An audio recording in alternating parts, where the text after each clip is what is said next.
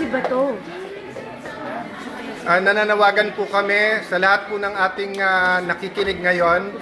I'm in the Senate with the other senators. We're having a caucus. Nabalitaan po namin na allegedly may mga taga-NBI na gustong pumasok. Nakita na nagbabarena ng pinto galing ng walls galing dun sa GSIS side. So we have our security here.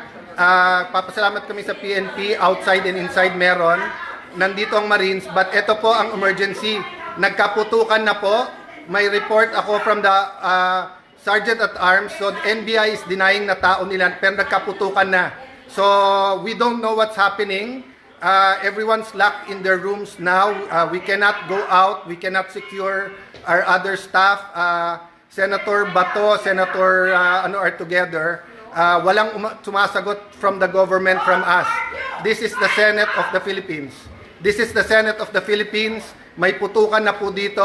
So sa lahat ng nakikinig, please, DND, DILG, what is happening? NBI, what is happening? Why are we under attack here? I don't know what's happening. But I do not know if I can keep my people safe here. I'm willing to go out. I'm willing to face anyone who is going to serve the warrant or do whatever. I told you, you're welcome to serve. But do not do this. So please help us.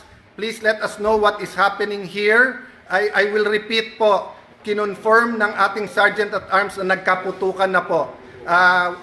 Many senators here have the numbers of the AFP Chief of Staff, etc. We're trying to get in touch, no?